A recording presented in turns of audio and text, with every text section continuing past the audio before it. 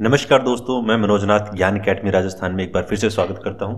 तो दोस्तों, जो अपनी राजस्थान की बोर्ड्स की बुक्स हैं उनके जो इंपॉर्टेंट क्वेश्चंस हैं उनको अपने दोस्तों डिटेल से डिस्कशन करते हैं। तो चलो दोस्तों स्टार्ट करते हैं। तो दोस्तों अपना पहला क्वेश्चन है कालीबंगा। कालीबंगा किस जिले में स्थित है? तो कालीबंगा किस जिले में स्थित है दोस्तों? हनुमानगढ़ के अंदर है दोस्तों आपने कहा। अब बात आती है कालीबंगा की। तो कालीबंगा क्या है, कुछ है। तो जो कालीबंगा थी दोस्तों, इसकी खोज किसने की थी दोस्तों? अमलानंद घोष जी है, इन्होंने इसकी खोज की थी, यानी इसका उत्खनन किया था दोस्तों। ठीक है, अब कब किया था? 1952 के अंदर दोस्तों इसका उत्खनन किया गया था। और आगे इसमें बात करते हैं तो किस लिए फेमस है कि ये कालीबंगा नाम से पता चल रहा है। कालीबंगा काली चूड़ियों के लिए फेमस रहा है। इसमें 7 अग्नि वेदिकाएं मिलती हैं दोस्तों, वो मिली हैं इसमें। इसी के अंदर दोस्तों जो भूकंप के साक्ष्य मिले हैं इसी सभ्यता से। पक्की नालियां मिली हैं दोस्तों अपनी। और सबसे बड़ी बात है, जो अपनी गेट बोलते हैं यानी किवाड़ जो है उस पे दोस्तों छेद मिला है, और जो मुद्रा है मुद्रा पे व्याघ्र का साइन मिला है दोस्तों। और साथ ही जो शल्य चिकित्सा के जो अपने अवशेष हैं वो भी इसी सभ्यता से प्राप्त हुए हैं। तो ये दोस्तों काफी इंपॉर्टेंट सभ्यता हो जाती है अपने। अब दोस्तों नेक्स्ट क्वेश्चन करते हैं अपने अशोक का भाब्रू शिलालेख। दोस्तों अशोक का भाब्रू शिलालेख कहां से प्राप्त हुआ था? तो दोस्तों कहां से प्राप्त हुआ है? बिल्कुल सही दोस्तों, ये प्राप्त हुआ है अपना बेराट से। अब बेराट से तो प्राप्त हुआ है, अब इसमें जब बेराट से हो गया, बेराट कहां पर है स्थित है? तो दोस्तों जयपुर के अंदर स्थित है। अब ये भी आता है कि और क्या क्या चीजें मिली थी। तो जो बेराट बोलते हैं इसी को दोस्तों पहले विराट नगर बोलते थे। और यहाँ से 2 अपने शिलालेख प्राप्त हुए थे, एक तो भाब्रू का शिलालेख प्राप्त हुआ था, एक बेराट का शिलालेख प्राप्त हुआ था। और किससे संबंधित है दोस्तों? ये अपने बौद्ध धर्म से संबंधित है दोस्तों। अब जो भाब्रू शिलालेख था दोस्तों, इसको 1840 के अंदर दोस्तों कौन? कैप्टन बर्ट, ये दोस्तों काट के ले गए थे। कहां ले गया था? कलकत्ता जाके इसने दोस्तों इसको स्थापित कर दिया था। और इस सभ्यता की जो बात करते हैं कि किसने खोज की, तो इसकी खोज दोस्तों अपने की थी दयाराम साहनी जी ने खोज की थी दोस्तों। कब की थी? 1936-37 के अंदर दोस्तों इसकी खोज की थी दयाराम साहनी जी ने। उसके बाद में दोबारा खोज की गई थी दोस्तों 1962-63 के अंदर, जो अपने नीलरतन बनर्जी थे और कैलाशनाथ दीक्षित जी हैं, इनके द्वारा दोस्तों आगे इसकी खोज की गई थी। और ये शैल चित्रों के लिए दोस्तों अपना प्रसिद्ध है। तो ये काफी इंपॉर्टेंट हो जाता है दोस्तों। नेक्स्ट क्वेश्चन है नास्तव व पक्षी किस सभ्यता से मिला है? दोस्तों किस सभ्यता से मिला है? ये भी दोस्तों अपना बेराट सभ्यता से मिला है। नेक्स्ट क्वेश्चन करते हैं दोस्तों बिज्जक की पहाड़ी और भीम डूंगरी। बिज्जक की पहाड़ी भीम डूंगरी का किस सभ्यता से संबंध है दोस्तों? बिल्कुल सही है दोस्तों, इसका संबंध अपना रहा है बेराट से। बेराट सभ्यता जो अपने बात की थी दयाराम साहनी जी के द्वारा जिसका उत्खनन किया गया था, वही सभ्यता दोस्तों। और उसके बाद है नेक्स्ट क्वेश्चन अपना किस सभ्यता से हाथ से बने हुए वस्त्र प्राप्त हुए?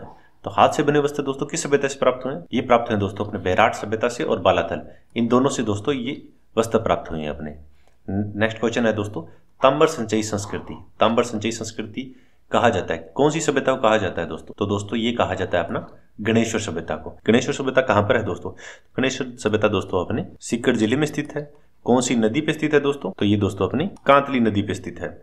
और अगर इसकी उत्खनन की बात करें तो उत्खनन कार्य किसने किया था दोस्तों? 1977-1977-78 के अंदर दोस्तों रतन चंद्र अग्रवाल जी थे। रतन चंद्र अग्रवाल और विजय कुमार, इन दोनों के नेतृत्व में दोस्तों इसका उत्खनन किया गया था दोस्तों। और वैसे बात करते हैं कि भारत के अंदर ताम्बर युगीन सभ्यताओं की जननी किसे माना जाता है, तो दोस्तों वो गोवा को माना जाता है अपना। नेक्स्ट क्वेश्चन करते हैं दोस्तों सर्वप्रथम किस धातु का प्रयोग किया गया था दोस्तों? तो सर्वप्रथम कौन सी धातु का प्रयोग किया गया था दोस्तों? ताम्बर धातु का प्रयोग किया गया था दोस्तों सबसे पहले अपना। उसके बाद नेक्स्ट क्वेश्चन करते हैं दोस्तों अग्निकुंड वेदिकाओं के साक्ष्य कहां से प्राप्त हुए? कहां से प्राप्त हुए हैं दोस्तों? बिल्कुल सही बताया दोस्तों आपने, ये कालीबंगा से प्राप्त हुए हैं। कालीबंगा जो अपने बात कर चुके दोस्तों वही है। कालीबंगा से कौन कौन से प्राप्त हुए? अमलानंद घोष जी जो 1952 में इसको दोस्तों किया था। देखो दोस्तों मैं बार बार रिपीट इसलिए करता हूं, देखो अगर आप सामने बैठे होते तो एक बार कर लेते हैं, बट 2 वे कम्युनिकेशन के लिए माना जाता है। आप भी टीचिंग का एग्जाम दोगे, आगे रीट का एग्जाम दोगे, तो आपको पता है रिवीजन मस्ट इंपॉर्टेंट होता है। क्लास के अंदर भी जब भी अपने बात करते हैं रिपीट क्यों करते हैं, यानी क्वेश्चन के रूप में क्यों कहते हैं बच्चों बताओ ऐसा क्यों हुआ? पता आपको होता है क्यों हुआ? ये इसलिए हुआ। तो रिपीट करने का मेरा एक ही उद्देश्य होता है दोस्तों कि आपको वो चीज याद रह जाए। वरना ऐसे तो किताबों में सारा ज्ञान किताबों में भरा ही पड़ा है, आपने ये जो क्वेश्चन कर रहे हैं ये किताबों में लिखे ही पड़े हैं, पर डिस्कशन से क्या होता है कि वो चीज लॉन्ग टर्म में याद रहती है दोस्तों, इसलिए डिस्कशन की जाती है। तो मेरा उद्देश्य यही होता है कि रिपीट करना। दोस्तों क्वेश्चन है सेना को वेतन देने तथा सेना संबंधी अन्य कार्यों की जिम्मेदारी होती थी, तो किसकी जिम्मेदारी होती थी दोस्तों इसमें? बिल्कुल सही दोस्तों, वो जिम्मेदारी अपनी पक्षी होता था उसकी जिम्मेदारी रहती थी दोस्तों। ठीक है, खजांची की जो पैसा होता था उसकी रहती, प्रधान होता था जो मुखिया होता था गांव का, उस टाइप से प्रधान होता था। राजा तो सर्वे सर्वा होता ही था दोस्तों। जैसे कि भारत में बात करें तो भारत का राजा कौन है? आज बात करें राजा है नहीं, पर सारी पावर किसके हाथ में? तो पीएम के हाथ में होती है। एक राज्य की बात करें तो उसकी पावर किसके हाथ में होती है? तो वो सीएम के हाथ में होती है। यानी मुख्यमंत्री के हाथ, तो वैसे ही दोस्तों। नेक्स्ट क्वेश्चन है दोस्तों, राजस्थान के प्रथम निर्वाचित मुख्यमंत्री थे, तो दोस्तों कौन थे अपने? बिल्कुल सही दोस्तों, आपने बिल्कुल सही बताया, टीकाराम पालीवाल जी थे। ये दोस्तों प्रथम निर्वाचित मुख्यमंत्री थे दोस्तों। भारत का प्रथम वायसराय कौन था? तो भारत का प्रथम वायसराय कौन था दोस्तों? बिल्कुल सही दोस्तों, ये लॉर्ड कैनिंग जी थे अपने, लॉर्ड कैनिंग थे, ये भारतीय प्रथम वायसराय बने थे दोस्तों। नेक्स्ट क्वेश्चन करते हैं दोस्तों, राज्य की सबसे छोटी इकाई को क्या कहा जाता था? तो जो राज्य होता है दोस्तों, उसकी सबसे छोटी इकाई को क्या कहते थे? सबसे छोटी इकाई को दोस्तों ग्राम कहते थे उस वक्त। नेक्स्ट क्वेश्चन दोस्तों, राजस्थान की प्रथम विधानसभा का चुनाव कब हुए? प्रथम विधानसभा के चुनाव दोस्तों अपने हुए थे 1952 के अंदर। राज्य की संपूर्ण शक्ति का सर्वोच्च केंद्र होता था, सर्वोच्च केंद्र कौन सा होता था राज्य का दोस्तों? राजा होता था, सभी चीज उसी के अंदर निर्भर करती थी दोस्तों। नेक्स्ट क्वेश्चन करते हैं दोस्तों, 1935 के भारत सरकार अधिनियम को लागू किया गया था। कब लागू किया गया था? 1 अप्रैल 1937 को लागू किया गया था दोस्तों। नेक्स्ट क्वेश्चन करते हैं दोस्तों, वह पत्र जिसमें शासक द्वारा प्रदान की गई जागीर का उल्लेख होता था, क्या कहलाता था दोस्तों?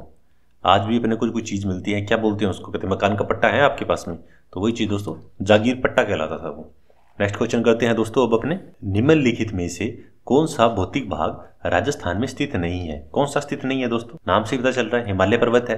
हिमालय पर्वत राजस्थान में स्थित नहीं है, क्योंकि जो प्यारा राजस्थान का दोस्तों मैप होता है, इसमें अरावली भी स्थित है, थार का मरुस्थल भी स्थित है, पूरी मैदान भी स्थित है, पर हिमालय पर्वत है ये स्थित नहीं है। नेक्स्ट क्वेश्चन है दोस्तों, अरावली पर्वतमाला की सबसे ऊंची चोटी कौन सी है? सबसे ऊंची चोटी कौन सी है दोस्तों?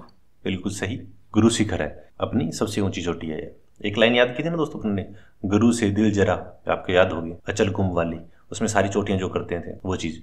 नेक्स्ट क्वेश्चन दोस्तों, रेत के टीले जो हवा के साथ अपना स्थान बदलते हैं क्या कहलाते हैं? बिल्कुल सही दोस्तों, दोहरे कहलाते हैं। जो दोहरे होते हैं, जिसको दोहरे बोलते हैं, ऐसे रेत है, ऐसे ऐसे टीले बने हुए, हवा ही चली फिर आगे फैल गया, फिर आगे हो गया, इनको स्थानीय भाषा में क्या बोलते हैं दोस्तों? दोहरे बोलते हैं। नेक्स्ट क्वेश्चन करते हैं दोस्तों, ग्रीष्म ऋतु में चलने वाली अत्यंत गर्म हवाओं को क्या कहते हैं? राजस्थान के निवासी हैं दोस्तों, अपने को पता होगा, लू कहते हैं।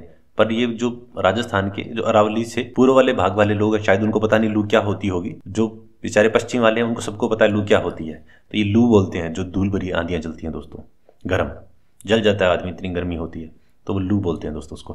नेक्स्ट क्वेश्चन है, गुरु शिखर की ऊंचाई है। गुरु शिखर की ऊंचाई दोस्तों कितनी है? बिल्कुल सही कहा दोस्तों, इसकी ऊंचाई है 1722 मीटर दोस्तों। नेक्स्ट क्वेश्चन है दोस्तों अपना, मानचित्र पर समान वर्षा वाले स्थानों को जोड़ने वाली काल्पनिक रेखाएं क्या कहलाती है? तो काल्पनिक रेखाएं दोस्तों क्या कहलाती है अपनी? समान वर्षा, समवर्षा रेखा। समान वर्षा वाली बात करें समवर्षा रेखा होगी, समान ताप की बात करें तो समताप रेखाएं हो जाएगी, अक्षांश वाली अक्षांश रेखाएं हो जाती है, दाब वाली समदाब वाली हो जाती है। तो समान वर्षा वाली पूछा है काल्पनिक रेखा, तो समवर्षा रेखा कहलाती है दोस्तों। तो दोस्तों इस पार्ट में इतना ही। अगर दोस्तों आपको वीडियो अच्छा लगा है तो दोस्तों वीडियो को प्लीज लाइक कीजिए, शेयर कीजिए, और जो दोस्त नहीं है प्लीज चैनल को सब्सक्राइब कीजिए। नेक्स्ट पार्ट में मिलते हैं दोस्तों किसी और वीडियो के साथ में, तब तक के लिए दोस्तों जय हिंद, जय भारत, थैंक यू।